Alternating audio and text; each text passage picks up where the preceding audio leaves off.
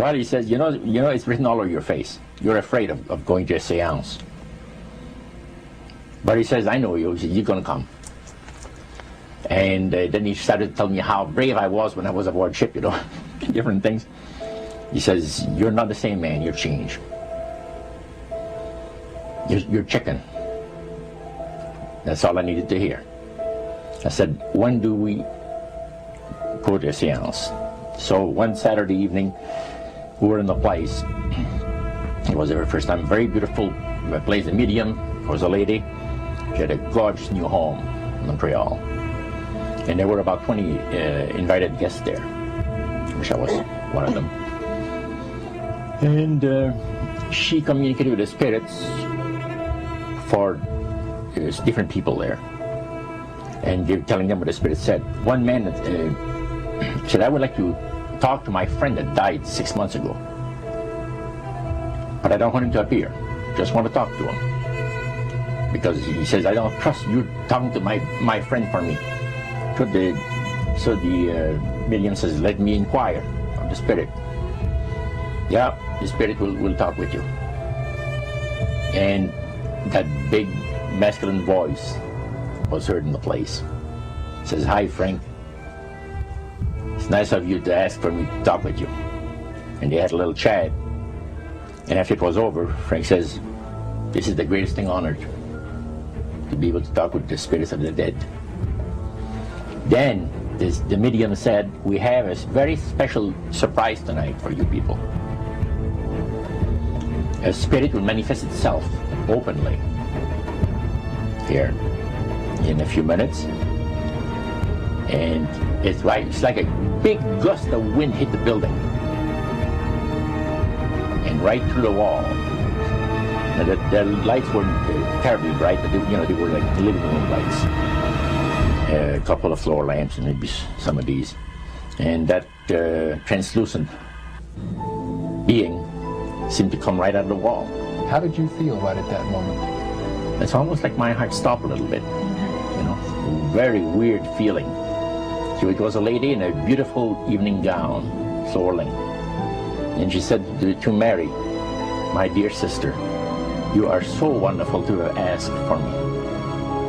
And Mary fainted and fell right off her chair on the floor. And a couple of guys jumped up and picked her up, and spirit gone. And that was the beginning of it. That's how you got into it. Yeah, that's the way I got into it. After a while, you see, there's something interesting about the human mind. You can adjust to an awful lot of stuff. You can adjust to a lot of things that would terrify you to begin with. After a while, they become common and ordinary. So you mean contact with the supernatural can become commonplace and ordinary and doesn't bother anybody? Yeah. In other words, the more that you do it, you're not uncomfortable. That's right. It's just not an uneasy feeling. Yeah. So how did you feel about it? Then I got into a secret society that worshiped the spirits, you see. Well, how is that different from the seance, Roger? It happens that the seance are not involving in many ways. But when you get into a secret society of spirit worshippers, then, and especially when you're invited there by the direction of the higher-ups in the spirit world, you never get out of there alive. And this is exactly what my friend and I were up against. We didn't know anything about. And there was a very, very popular big band leader. Jazz musician? Band, yeah, very famous. And one night we went to one of these seances, and he was with his wife. So Roger, you're at this restaurant. What happened? We sat there, and we had our favorite alcoholic beverages, you know. And as we talked, the band leader says, I want power. I go right to the source of power. And he says, how do you think that I became famous the way that I am? Well, I said, you must have had some good luck. Well, he says, there's no such thing as good luck. He says, there's either some power working for you somewhere, or you don't get ahead in this world. Not in my type of occupation. So it went from there. We got talking about spirit worship. Did it intrigue you? Did it make you want to find out more about what exactly he was talking about? Yeah. So he said the supposed spirits of the dead that you're talking with are demon spirits. They're fallen angels. They're beautiful beings. Just set it out, just like that. Oh yeah. It didn't make you uneasy when he said they were Well, demon it shocked you a little bit, you know, something that you first hear mentioned to you. He said, you guys have got a great future ahead of you. Because we've been told, the high priest of our society, secret society, has been told that the master has very special plans for you too. Now, what did he mean by the master? Satan. And we were interested to hear more about it. And he told us, he says, look, we worship spirits. We worship Lucifer and all his angels. They're just as beautiful as they did before they were cast out of heaven. He says there was a misunderstanding in the whole thing. He says among the inhabitants of the galaxies.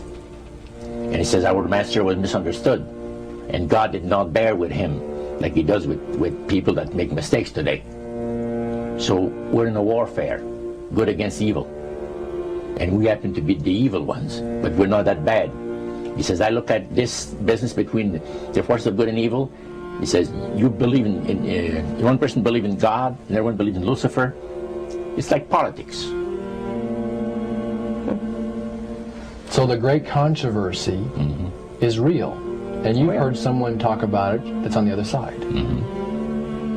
And to these people, they are sold to the fact that Christ will not return to this planet with power and great glory.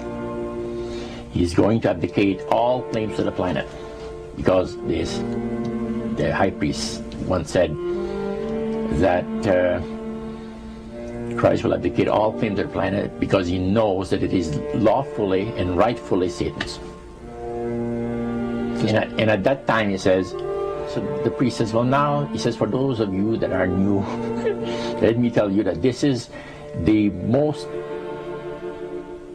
feasible way, he says, to please the spirits. It's to deride Christ and his people, you know, and his church and all that. So they sing